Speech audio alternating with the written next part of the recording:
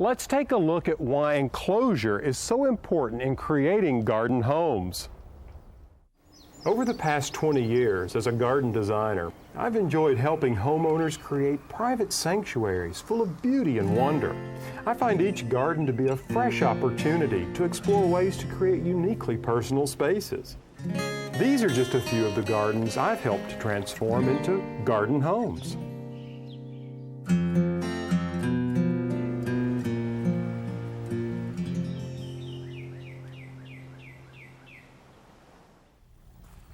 Hi, I'm Alan Smith.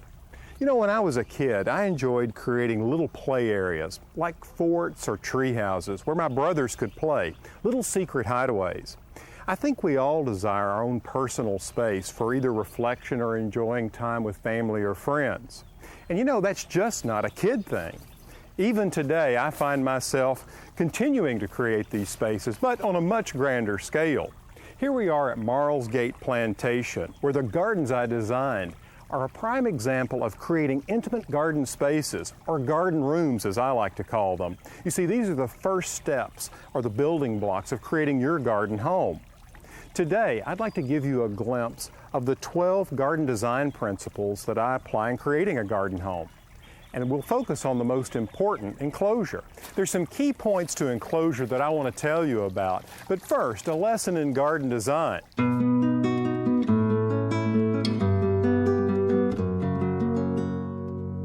When I create a garden, I try to think of it as an extension of the home, quite literally a garden room. Take Marlsgate Plantation as an example.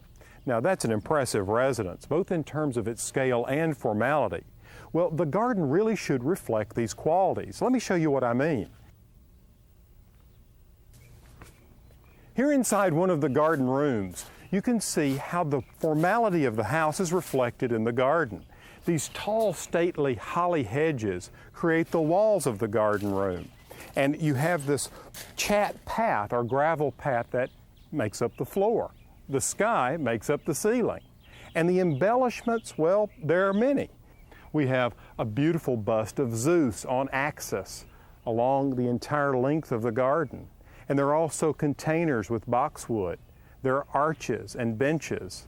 All of these are formal and reflect, again, the style of the house. Well, you might ask the question, why do you need a sense of enclosure in a place like this? Well, you have to consider the landscape that Marlsgate sits in. It's the flat delta plain. Rich agricultural land swept right up to the house. And there was really no transition from the house into that landscape. And that's what the garden helped serve to accomplish. Whenever I'm designing a garden home, whether it's in the flat delta farmland or the busy inner city, I always use the same 12 principles of garden design. You see, I find these to be timeless and universal. Now, I've divided those into two categories. The first dealing with structure and framework. And you can bet that enclosure tops the list. But there's also recognizing shape and form. Now, what I mean by this is recognizing the shapes of plants, like this columnar-shaped cypress, or this globe-shaped boxwood, or the natural form of landscapes and gardens, a rolling hillside, a natural curving path. You see what I mean. Another principle is framing the view. Think of this one as framing beautiful garden pictures. Entries into and through the garden are also important. You should accent your entries, say with an arbor or roses or a clipped hedge, even containers to point out this is the way. Last but certainly not least in this category on structures is utilizing existing structures. A beautiful garden in California that I'm really fond of has utilized the backs of many buildings and garden structures to create the walls for its garden rooms. In my vegetable garden, I use the side of my tool shed to create walls. And the side of my garage, well, it lends a wall to part of my shade garden. Now, the next 6 principles of design deal with embellishments or decorating your garden rooms. And certainly right up at the top would have to be color. Everyone gets excited about color. And who doesn't enjoy going into a garden room and recognizing that the color theme has been carefully selected? It can be a monochromatic garden, like this gray garden, or full of vivid colors, like this whimsical kitchen garden.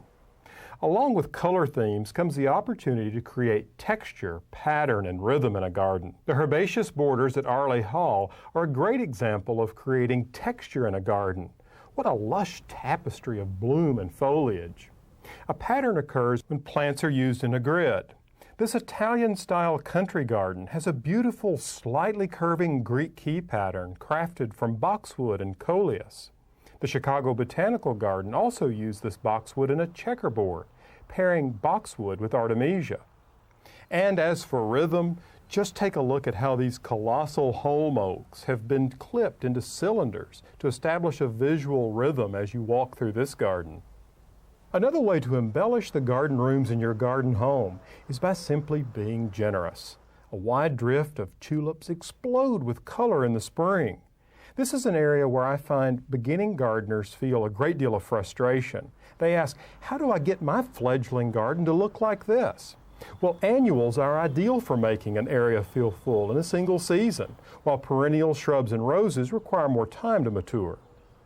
As you create your garden home, don't forget about mystery. A simple way to create mystery is with curved paths and plantings that don't allow you to see what's at the other end. The path then pulls you through the garden to reveal the surprise that awaits the visitor. This Charleston garden's special surprise was a pool next to a cottage-like tool shed. Yet another surprise could be found when returning back down the path, where church spires jetted through the skyline, capturing your eye and allowing you to see something unexpected. This is a great example of taking advantage of borrowed views. One of the elements of design that's abstract is this concept of time. When I say a garden should embrace time, what I mean is that plants that change throughout the seasons, like these crab apples, add their own special character in every season. Or how something as simple as moss can make garden ornament and paths reflect great age. Now, I know that's a lot to take in all at one time. I mean, after all, I've been designing gardens for over 20 years, and I still have to think through all of the principles when I begin a garden design project.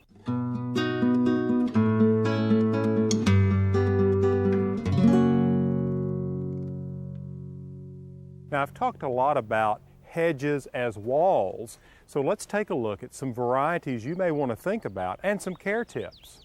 To begin with, if you want a tall hedge for screening or creating a garden room, you might consider planting hollies or cypress, hemlock or ligustrum for evergreen plants. Then for good deciduous hedge candidates, consider beech or hornbeam. Now, to create low walls and borders, I like to use boxwood in the garden. If you spend any time traveling to great gardens around our country, you'll see that boxwood has been used in American gardens for centuries.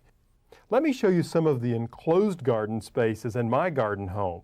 In the round or rondelle garden, boxwoods form a low, slightly curving wall surrounding the space.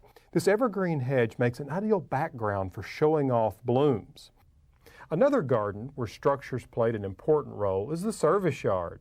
The side of my garage serves as one wall. I've built the lath house for sheltering plants in the heat of summer and cold of winter. A privacy fence and the pleached hornbeam arch completes this room's walls. And finally, the most obvious enclosure is my fountain garden. The walls are made up of needlepoint holly, which I shear twice a year.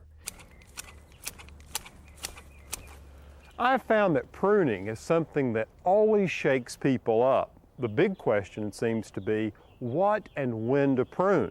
Well, late winter and early spring is an ideal time to prune many of our favorite things, like this hedge.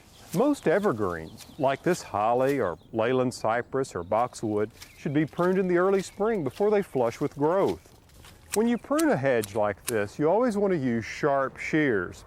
You see, otherwise, the end of the tips will be left blunt and ragged. When you start, always cut a hedge on a slight bevel, where the bottom limbs are longer than the top. You see, if you let these top limbs grow out, they will shade the bottom and your hedge will become leggy. Old-fashioned flowering shrubs like forsythia, quince, and spirea will be blooming soon. So you'll want to wait until after they bloom before you start cutting. And the same goes for azaleas. If you prune them now, you'll cut off all of the blooms you've worked so hard to get. When pruning these types of shrubs, I always remove dead or diseased wood, and I also try to maintain the natural shape of the plant. You may be wondering why prune at all. Well, for certain plants like roses, it stimulates and directs new growth. For a hedge like this, it maintains its shape and causes it to grow thicker and denser. You'll probably never kill a shrub by over-pruning, but it's important to take care. Otherwise, it can be like a bad haircut that takes a while to grow out.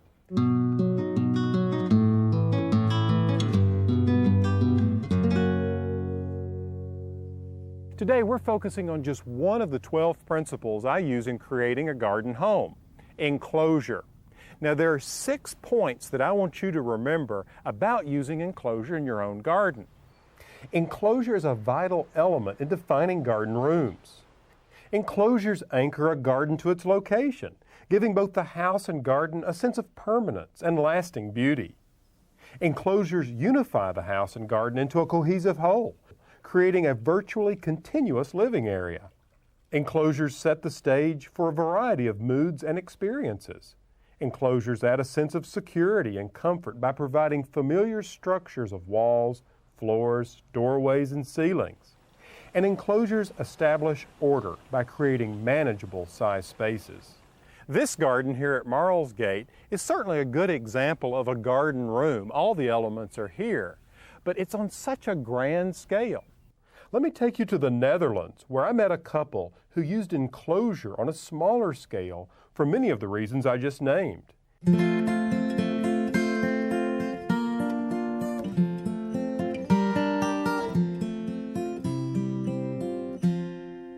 If you have seen Holland, we have only a few square meters per person. Yes, it's a We're the number 2 in the world, by the way. After Singapore or Hong Kong, we have the most people living on 100 square meters. So it means that you have a little room around yourself. And also means that you want to protect it. And you don't want to have your neighbors looking into your garden or into your house, although we have a very good relation, by the way, with the neighbors. But you need to have a small place for yourself. One of the amazing things about this garden is that it is relatively small, but the way it's designed, it looks quite large. I went with the gardener into the house and I said, I will that the garden comes through the home. And she said, there is no depth in it. Well, to create the different layers. Yes. With small heights in the beginning, of course. And then if you look through that layers, then you see depth in your garden. And that was the idea. Yes, it's interesting how layering can increase the perception of depth in a garden. And of course, I like the way you've related the inside of the house to the exterior. The garden rooms and the rooms of the house all work together in concert. Yeah, I like that. In the house and in the garden, we feel our characters back. Yes. The lines, the strong line, the sharp lines, that's me. And the harmony, that's Maya. Jer and Marge's Dutch garden certainly helps us understand the principle of enclosure much better. And we can see it on a more manageable scale. But you know, there's something else that I find fascinating about enclosure. It seems to work hand in hand with another principle of design when creating the garden home, and that's mystery. Mystery can lead us to a surprise in the garden. For instance, a path can carry you along to a destination you can't see at first glance, eventually revealing a surprise.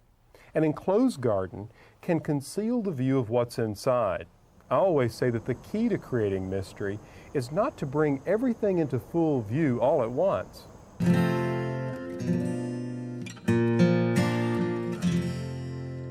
I enjoy working out here along the side of my garden because sometimes I see visitors in the neighborhood looking across the street at this hedge. You see, this evergreen hedge affords me privacy and a sense of enclosure 12 months out of the year.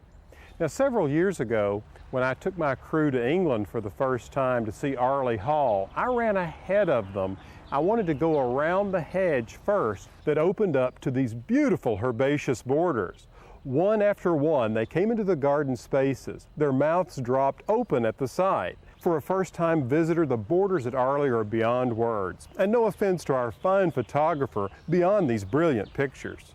And you see, this idea of creating beautiful pictures is really what garden design is all about. Now think about it. If you've got something really special or beautiful, you want to frame it. And that's where the principle frame the view comes into play. And it actually works hand in hand with enclosure. It can be as simple as creating a doorway with an arbor, creating a window by cutting an opening in a hedge. Here's a simple example from the Chicago Botanical Garden. In their walled English garden, they've cut a window from one garden room looking into another garden room. Framing the view can be as simple as a doorway or entry leading into and through our gardens. I framed the view of this shady path using a cypress arch. In this garden that I helped design, views of this mountain range are framed by Italian cypress, sweet gum trees, and the stucco arches of the porch. Once you've established the enclosure of the garden and created doorways and windows to frame the view, now it's time to decorate your garden room. Kathy Worthen, an artist friend of mine, asked me to design a garden for her that would give her privacy and provide an area to relax and paint. This enclosure has become a beautiful garden, thanks in large part to many of the embellishments Kathy and I have added over the years. I caught up with Kathy one sunny afternoon to see how the garden's progressing. The way the garden now works is it's a series of garden rooms which are an extension of the house. That's right, that's correct. And it's nice when you have parties outside at night and you can use the downstairs of the house and then you can walk out onto the porch or you can walk out into the garden. And with the furniture in the garden, it feels like you're walking into another room. It's just an open air room. It's really nice when the weather outside is just perfect, especially in the spring and the fall. And I just don't want to work inside anymore. I can bring everything outside. I can sit with nature, with animals, with even the sound of the traffic. And I work a lot alone, so it's really nice to come out. I can watch people walk by. And the other thing is that I read a lot, and so this is a perfect place to come and just sit and study some of my books. I study a lot about Tibetan art, and to be able to sit for hours and study and not be bothered.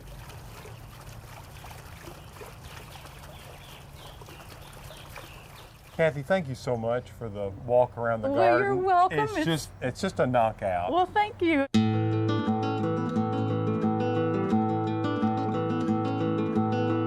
Another way to embellish your garden rooms is to make colorful containers full of seasonal annuals. When I design a container, I follow this simple rule. I use something tall and spiky as a centerpiece, plants that are round and full to fill out the container, and last but certainly not least, the finishing touch is cascading plants. In this container, I've used some of my favorite annuals to get this effect. For the tall and spiky element, I've used a dracaena, or sometimes called a spike. It's certainly living up to its name, don't you think? Supersonic purple New Guinea impatiens are providing a round and full effect. These are real showstoppers during the summer in shady areas.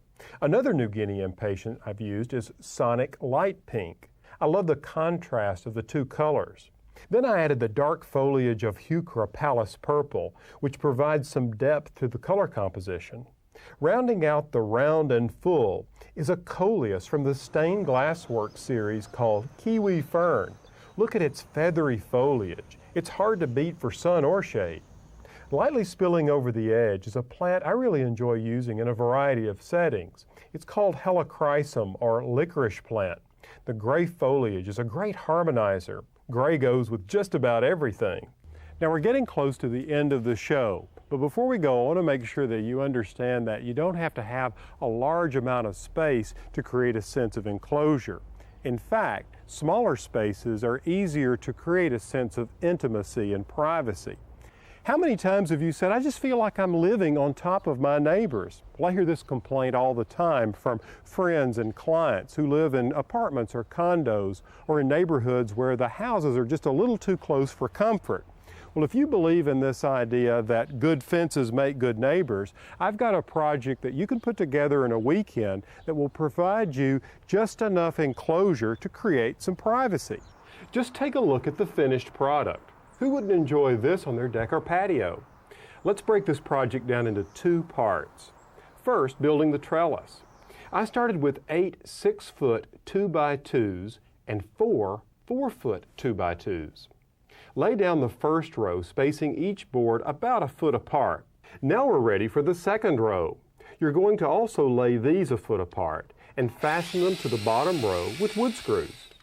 And as you can see here, I've treated the trellis with a dark outdoor stain. Now this is the phase of the project where the containers come in. What you want to do is place the PVC ends of the trellis into two 24-inch terracotta pots. Use an 8-inch piece of PVC pipe to extend the drain hole. Now for the messy part. You'll need to mix a couple of bags of ready mix or quick drying concrete. Now just mix the concrete according to directions with water and shovel it into the terracotta containers just to the top of the drain hole. After the concrete dries, you fill the rest of the container with soil and plant a fast-growing vine like this sweet autumn clematis.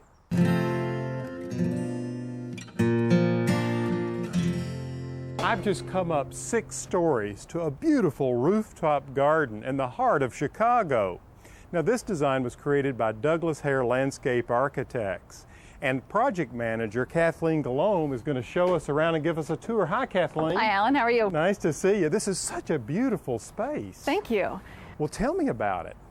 Well, at the beginning we started with just a very one-dimensional space. We had a few freestanding planters, but other than that we didn't have any drama.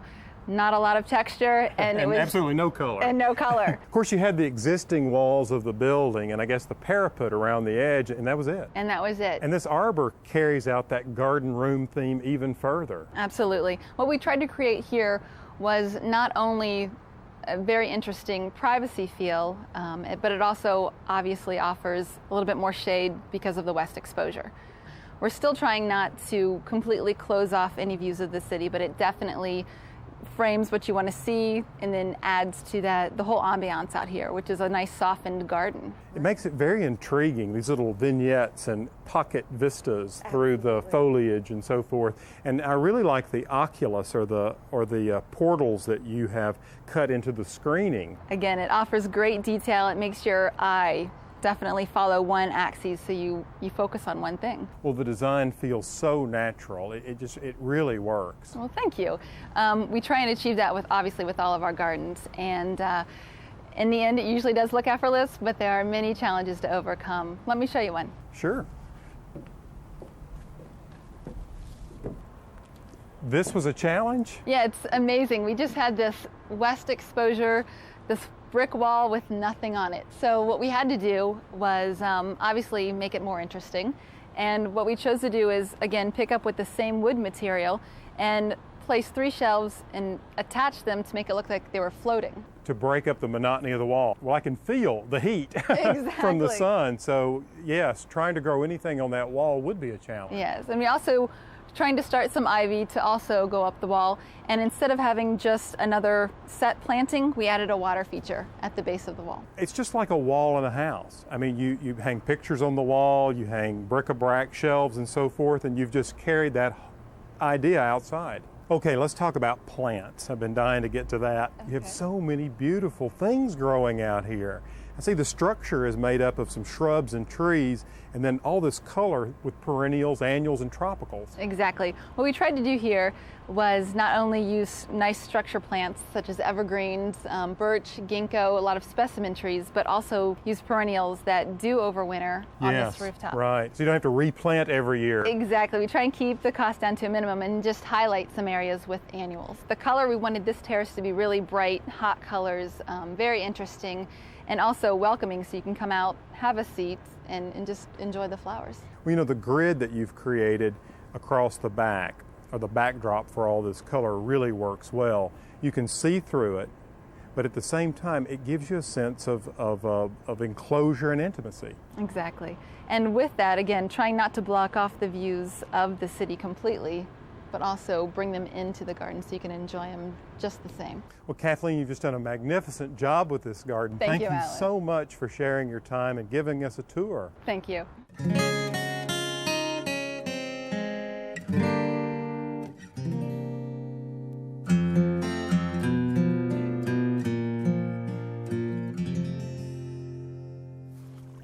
Thanks for watching today's show on that important principle of design, enclosure. Remember, it's the first step in transforming your garden into a garden home.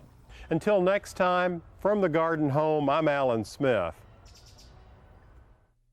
More information about today's topic and other topics covered in this series can be found at pallensmith.com.